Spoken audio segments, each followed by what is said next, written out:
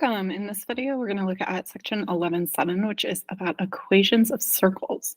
So you can follow along in your packet notes. We're going to be looking at circles and their equations in the coordinate plane. So we're going to start off with a couple of vocabulary terms. The first is the interior of a circle, and the interior of a circle is just all of the points that are inside of the circle.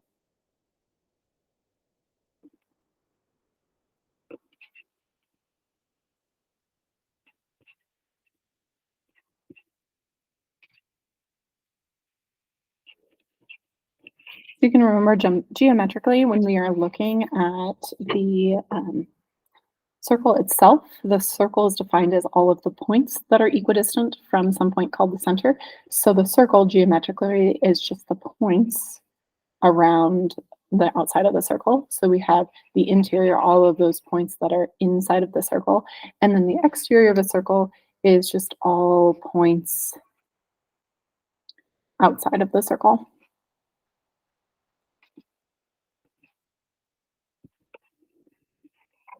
Right, so when we're looking at the equation of a circle, we're going to need to know two important things. One, where the center of the circle is, and two, what the radius is, which should make sense because that's what a circle is defined by. It's all of the points that are a certain distance. That distance is the radius from some center. So if we have some center, our center in the coordinate plane is just going to be a point. And we're going to call that point HK. And some radius. We'll use R for our radius. So if we have those two pieces, writing our equation for our circle is fairly straightforward. It is just x minus h squared plus y minus k squared equals r squared. Okay, and this really comes from the distance formula, where we're looking at any xy point here. So xy is any point on the circle. Okay, so if we think about what the distance formula is, or even the Pythagorean theorem, right, they're both very related, we can look at how we get to this formula here. So let's start off with the distance formula. So remember the distance formula is just an adjustment of the Pythagorean theorem, but it's x2 minus x1 squared plus y2 minus y1 squared. So if we're looking at a circle, we want the distance between any point and our center to be the same, and that same distance is our radius. So we can say that our center here is the point x1, y1. Right? So we can put in h and k here, right? Because that's where our center is. And then the distance that we need is that we need our distance to be that same radius. So this has to be equal to our radius. So you can already see that we're really close to this equation here. And really all we've done is square both sides. So we get the radius squared equals, and then we just drop these subscripts because we're just looking at any xy point, right? This x2, y2 was just distinguishing it from the x1, y1, but really it's just an x value and a y value. So for any x value, y value on our circle, their distance from the center should be the radius. So the only thing we've done is we've squared both sides to get rid of that square root there and put it in here, our standard form for our circle. Okay, so let's actually look at utilizing this for graphing and for writing some equations. So down here we have an example. We're looking at graphing a circle with the equation below. So the first thing we're going to do is just identify where is our center and what is our radius. So thinking back to our equation of our circle, I'm saying we can see it right here. Okay, our center is the point that's denoted here and here. But since we're finding our distance, the difference with those points is always going to be the opposite sign of what you have there. So since it's +3, our center is at -3. And since it's -2, 2. And then our radius is, remember, this is r squared. So our radius is going to be the square root of 25 to go backwards, which is just 5.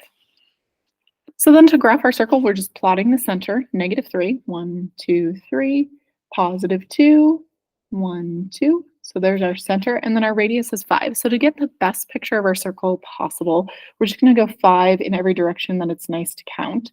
So 1, 2, 3, 4, 5. We can count down 5. We can count left 5. And up 5. See my grid lines there. Okay, and then one tip for drawing your circle, it's always wider than it feels like it should be. So when you're putting in your curve, it's really tempting to kind of go like this here. Think that you're going out more than that. So draw, sketch in the best you can. I kind of go a quarter at a time, and it's not gonna be perfect, that's okay. But try and get the best circle you can there. Okay, that's a little wonky over here, but do the best you can. You should for sure clearly have that radius of 5 out from your center point in those 4 directions. Moving on, let's take a look at a few more examples. So here we are writing the equation of a circle, and we want to write an equation of a circle that has a center of 2, 2 and a radius of 4. So again, I'm just going to write my circle up here just so I can have it for reference. Okay, and then really we're just plugging in the part. I want the radius to be 4, so 4 squared equals x minus my x value of my center squared plus y minus the y value of my center squared, and then just simplify from there. So 4 squared is 16 equals x minus 2 squared plus y minus 2 squared. Okay, and then that's your equation of your circle. Okay, write an equation of a circle that has a center and passes through a particular point. So you might notice here we're missing the information that we need, that is the radius, right? But remember, this is really just the distance formula, so we can use that to solve for our radius, right? I know that my x value, 6, minus my center x value, squared, plus my y value, minus my center y value, so it's going to be +8 squared, will give me my radius squared, right? That's what the whole equation tells us. So we can use this to solve for the radius. 6 minus 1 is 5. 5 squared is 25. 4 plus 8 is 12. 12 squared is 144. Okay, 25 plus 144 is 169.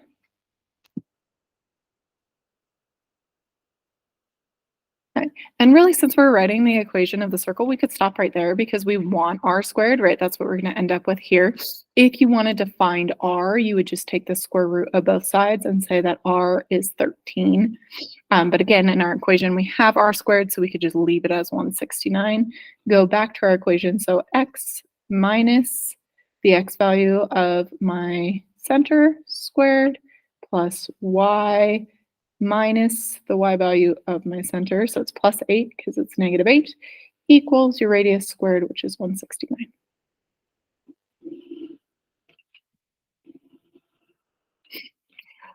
And you might notice that I wrote these backwards from each other. It's an equation, so it doesn't really matter. You can write your radius squared equals or equals your radius squared. Either way is completely acceptable. Okay, we have some circles here in the coordinate plane, and these are not super easy to read, but you can do it. Hang with us here.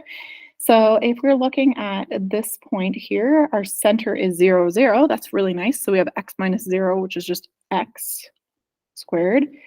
and y minus 0, which is just y squared, equals, and then our radius here, it looks like is 2, so 2 squared or x squared plus y squared equals 4.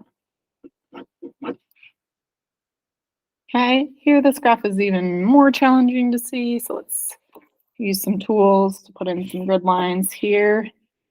And we'll try and go directly vertical here so we can tell where we're at. And directly horizontal here so we can tell where we're at. Okay, so it looks like our center is at 7, -5. And then if we go straight up here, like that edge is at 5. Okay, so our center is at 7, -5. So we have x minus 7 squared plus y minus -5 or y plus 5 squared equals, and we have to look here, what is my change? So I've gone from 7 back to 5, so that's 2. Oh, both of these have a radius of 2. 2 squared is 4. Hey, so if we're writing from a graph, we're just identifying where is the center, and plugging that in, what is our radius, squaring it. Finally, we are going to look at determining if a point is inside, outside, or on a circle, which really helps if you think about it as a distance formula problem. So if we're thinking about this as a distance formula, we have some center, right? And our circle is some radius away. If we have a point that is outside of the circle, that point is going to be larger distance than our radius away from our center. So if what we end up with here is bigger than our radius squared, then that point is outside. If it's inside our circle, well, then the distance to that point is less than the radius squared. So it'll be inside our circle. And obviously if it's on, they're equal. So let's look at finding one here. Is the point -1, 5 on interior or exterior of this circle? So if we just plug in -1 and 5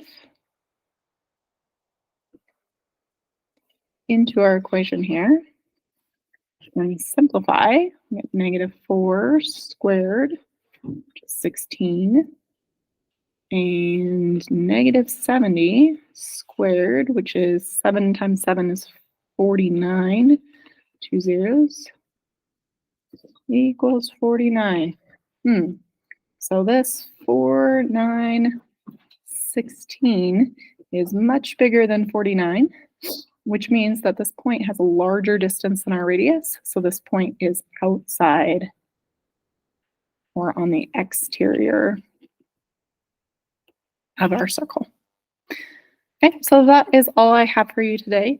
Looking at that equation of our circle. So this guy right here is big thing for today, being able to write that graph from an equation of the circle, and then finally decide if we have a point inside, interior, exterior, or on your circle. So that is all. Thank you so much for watching.